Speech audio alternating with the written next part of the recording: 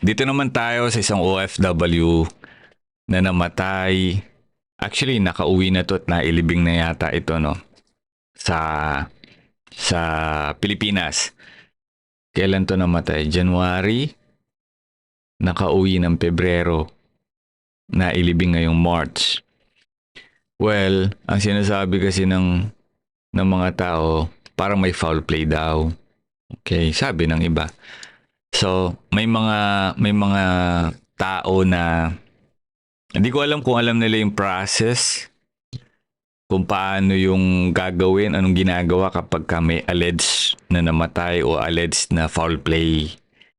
Especially yung mga Pilipino na um, hindi nila alam yung proseso ng Saudi government, paano nila ayusin yung mga ganitong kaso. Mga nagsasalita na ng hindi maganda.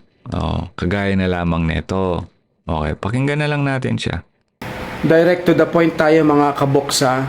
Meron lang akong concern na kung saan ay January 9 pa namatay at the age of 40 sa Alcobar, si Neresa Orteliano.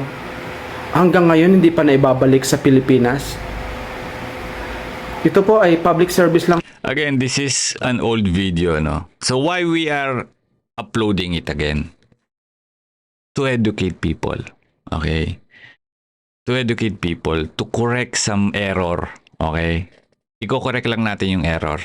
Mga kaboks, bilang concerned citizen na rin, na kung saan ay almost 1 month na. Ano ba ang dahilan kung bakit nagtatagal ang isang patay na ipadala sa Pilipinas? Okay, magandang tanong yun, no? Ano nga ba, bossing? Okay? Ano nga ba? Ano nga bang dahilan kung bakit nagtatagal ang pagpapauwi sa bangkay ng isang OFW? Tingnan natin, baka alam niya. Meron bang investigasyon pang nangyayari? Kasi may foul play po eh. May sinasabi. May foul play po eh. Okay. So kung may foul play, according sa sinasabi mo, definitely may investigation yun.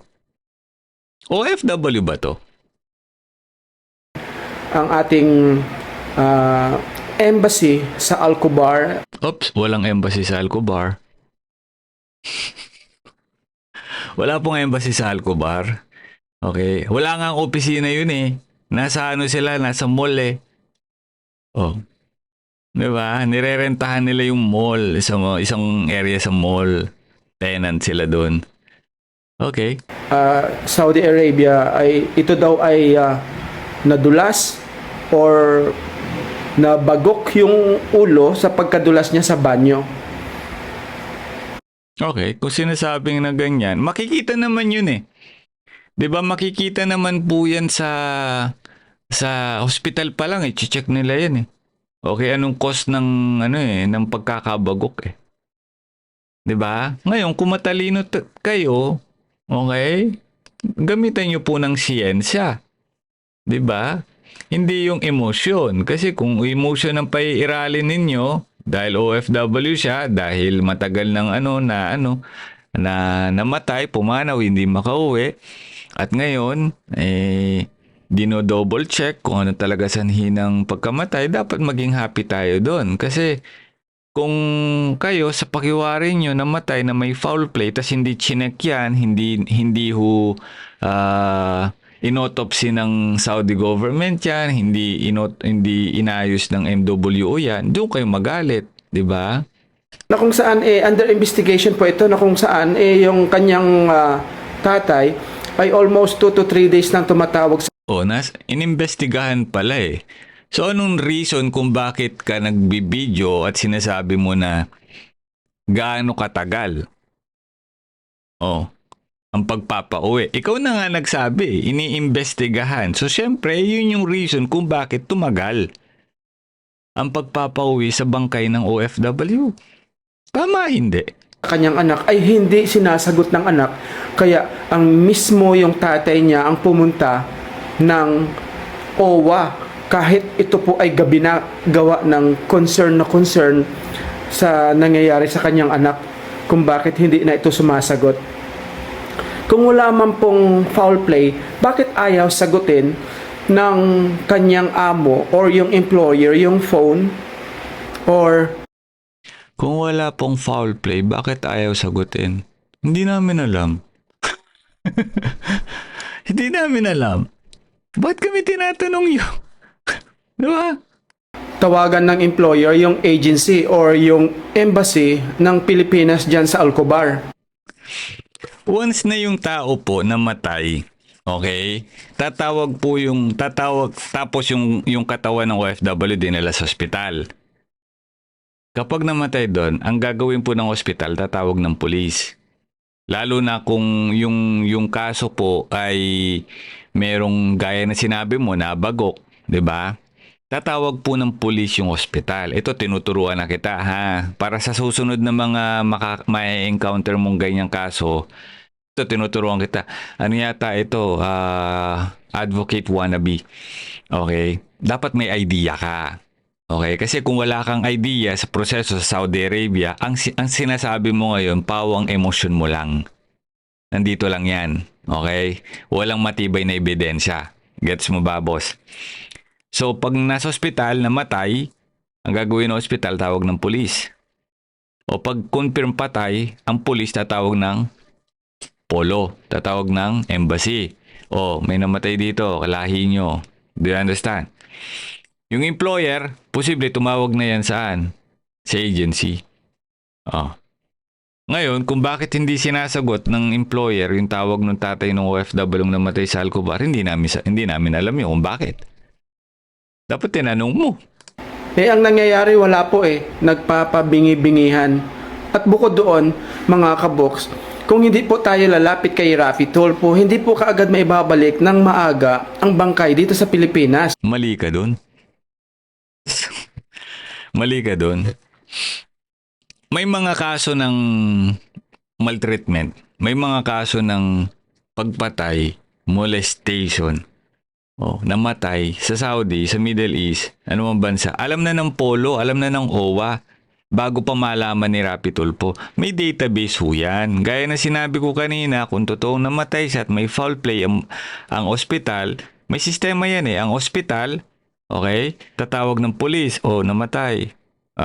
Pakiwari namin, may foul play. Diba? So, hindi naman agad-agad yun palalabasin sa, yung dadalhin sa morgue. And definitely, meron niyang investigation. Diba? Ganun yun. Nako. Bakit kuya ganun kailangan pa si Rafi Tulfo para gumawa ng aksyon ng ating mga government agency? Si Tulfo ay isang tool lang, parang ikaw.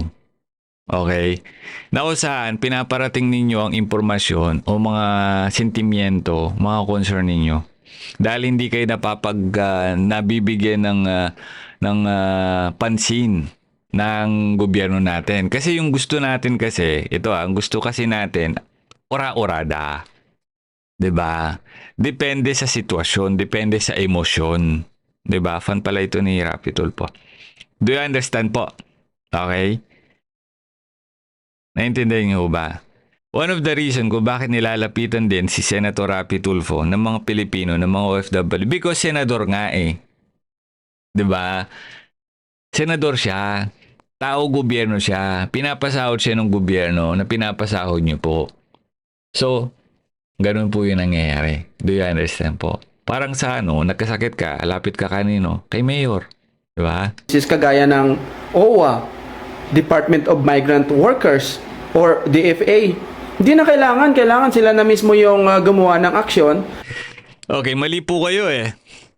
Bakit po hindi agad nabibigyan ng pansin ng MWO? Bakit hindi po nabibigyan ng pansin ng OWA, ng DMW yung kaso? Number one, hindi kasi lahat ng mga OFW o kamag-anak ng OFW pag humihingi ng tulong sa gobyerno, sa OWA, kumpleto rekado. Yung iba nangangapa pa.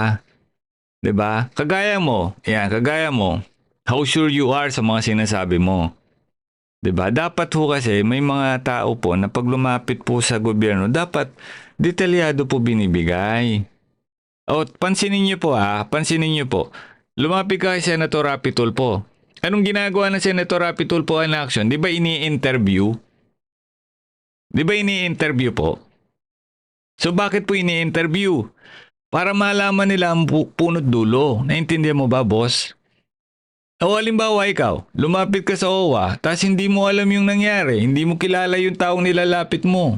Hindi mo alam kung nasaan yung location ng OFW nilalapit mo. Sinong employer, agency, anong mangyayari neto? Umanganga pa din ng OWA. Diba? Ganun yun. Ay, nako naman. At para maiuwi yung bangkay ng namatay sa Alcobar. Kung hindi man, ang isang pamilya ay lalapit sa isang media or sa isang TV network kagaya ng GMA7 or yung Channel 2 or TV5 para ito ay maagawan ng action kaagad. Dapat hindi ganun mga kabuks, di ba? Dapat ito ay pagtuunan kaagad ng pansin ng ating government agencies dyan sa Saudi Arabia or kung hindi man, pati na rin itong pinagtutuunan ng pansin yan. Gaano ba karami ang mga OFW sa Saudi Arabia? Gaano ba karami ang mga tao ng gobyerno natin sa Saudi Arabia? Sige nga. Emotion yung pinapairal nito. Emotion po. Walang laman. itong agency ni Neresa dito sa Manila. At gano'n na din ang agency dyan sa Alcobar, Saudi Arabia. Yan ang banatan mo. Mga kabok, si Neresa Orteliano Tenorio po ay 40 years old noong February 10 at almost 1.5 years na siya sa Alcobar. Si Neresa po ay mayroong 2 anak at buhay pa yung kanyang magulang parehas, mother at saka yung father niya na kung saan ay Sino ba to? Sino ba tong vlogger na to? Hindi ko kilala to. sila po ay mayroon pang blood relation sa aking may bahay, mga kaboks. Okay. Okay. Kaya siya nagsasalita kasi halos kamag-anakan. Okay.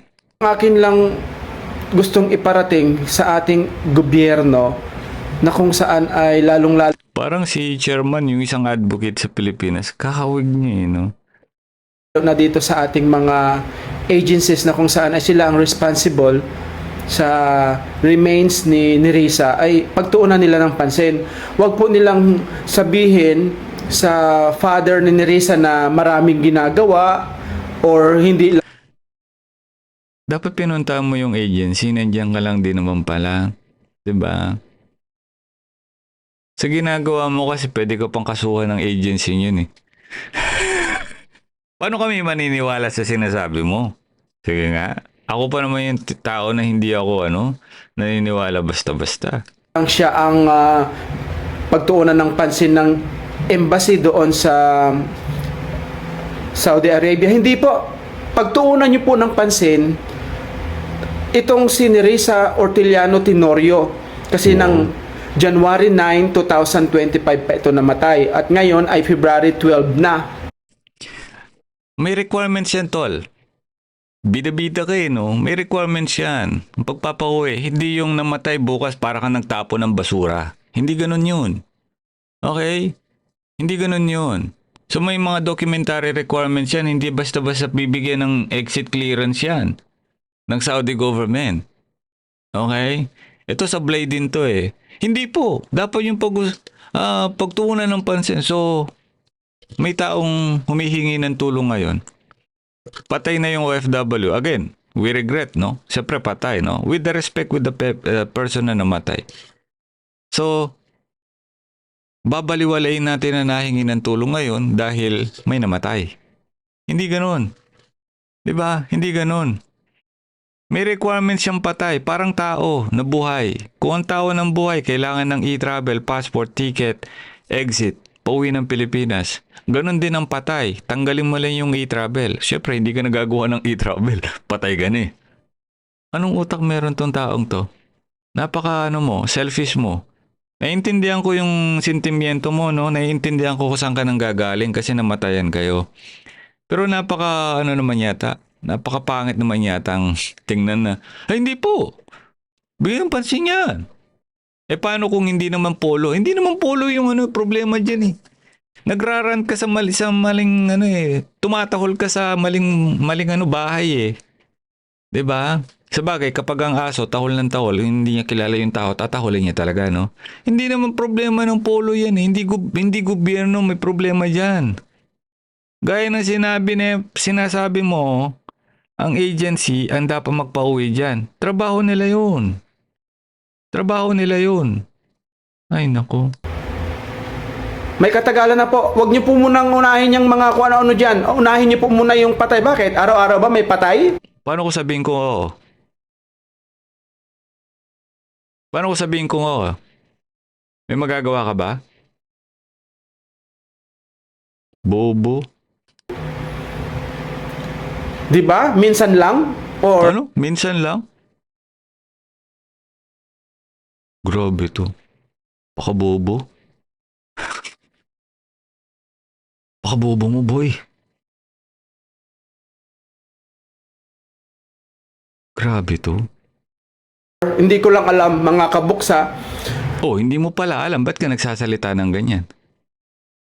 patay po ito. Unahin niyo po yan. Ay, grabe. Tanga. Sino ba may responsibilidad ng pagpapauwi ng human remains? Agency. Tanga. Ang trabaho lang ng polo, mag-submit ng document, okay, para mabigyan ng exit clearance yan. Dadaan pa yan ng ministry. Pakabobo na ito. Dadaan pa yan ng ministry. Hindi basta-basta mapapauwi yan. Galunggong ka. Galunggong. May papakita ko sa'yo Siguraduhin mong hindi ka masasaktan ha. Napakabobo na ito. Sorry ha. May papakita ko sa'yo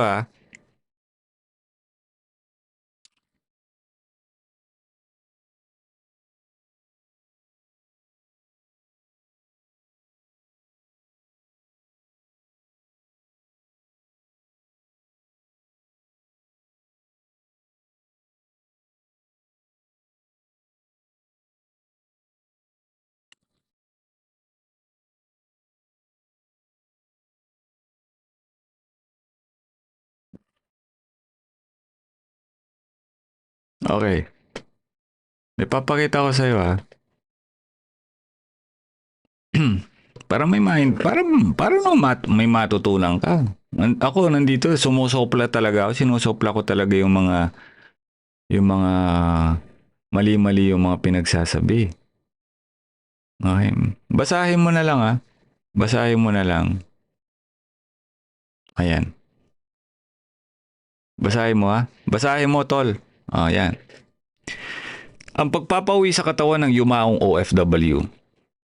Ang kailangan lang ng Saudi government sa pagpapauwi ng labi sa yumaong OFW ay ang tinatawag na No Objection Certificate. Ang nag-i-issue po ng NOC ay ang ating consulate or embassy. Okay? Sino ho nagbibigay ng NOC? Taga saan po ba yan? Sabi mo taga Alcobar. Alam ba ng lalaki na ito? Alam mo ba na ang embassy po wala sa Alcobar, nasa Riyadh? Bobo Wala talagang alam Okay? Ang nagbibigay ng no objection certificate sa taong namatay ang embassy. Taga Alcobar yan. So, saan mo kukunin yung NOC? Sa embassy. Nasaan yung embassy? Sa Riyadh. Kailangan ma-submit sa ating consulate o embassy ang mga documentary requirements kagaya ng SENOMAR, birth certificate, marriage certificate at iba mga dokumento bago nila i-issue ang NOC. Pag walang no objection certificate, hindi papayag ang Saudi government na iuwi sa Pilipinas ang isang bangkay. Okay? Ngayon ang tanong ko, gaano nyo kabilis na ibigay yung NOC? Sige nga.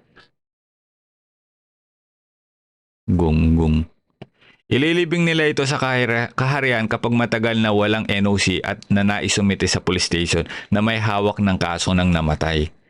Ang partisipasyon lang ng MWO sa pagpapauwi ng mga labi ay ipaalam sa kamag-anakan ng yumaong pagpanaw ng kanilang kamag-anak at pagsabihan ng ipadala sa MWO ang mga requirements para isumite sa consulate. Sa makatuwid, tagapagbalita lang po ang MWO at pagkolekta ng mga dokumento na kailangan i-issue o para i-issue ang NOC. Ang binibigyan po ng notice of death ng Saudi Ministry of Foreign Affairs o MOFA pag may nasawi na Pilipino ay ang consulate at embassy, hindi po MWO. Okay?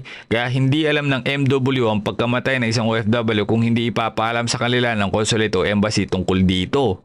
Ganon din ang consulate. Hindi rin nila malalaman na may nasawi pag walang abiso galing sa MOFA. Boom, boom. Alam mo,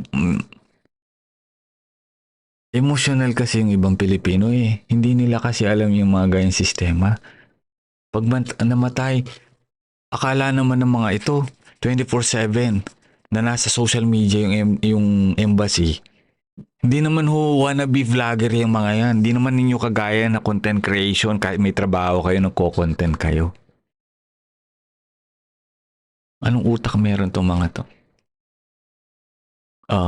Hindi malalaman ng embassy ng consulate na may taong namatay kung hindi magbibigay ng abiso ang MOFA. Ano yung MOFA? Ministry of Foreign Affairs sa Saudi Arabia. Ang nagbibigay ng notice of death ng na may namatay na OFW ay ang MOFA. Kanino binibigay yun? Sa embassy. Ano ngayon? Anong gagawin mo? Hello mga kababayan, kung meron kayong kilalang OFW na matay, kulang kayo sa katalinuhan eh. Galit-galit kayo sa gobyerno. Huwag natin tapusin yung video nito. Wala naman laman. Tinuruan na kita ha, bossing ha. Kung magagalit ka sa akin, bahala ka na. Sanay na ho ako sa ganyan. Makapal na yung mukha ako. Matigas na puso ko sa mga baser ko. Kaya wala na ako akong pakialam sa ganyan. We'll see you on the next episode. Again, dun po sa issue ng tanimbala. Walang tanimbala na nangyari ha. Walang tanimbala na nangyari. Mali lang yung pagkakaintindi nyo. Kung hindi nyo pa naintindihan yung sinabi ko kanina tungkol doon sa tanimbala, hindi ko na kasalanan nyo. God bless everybody.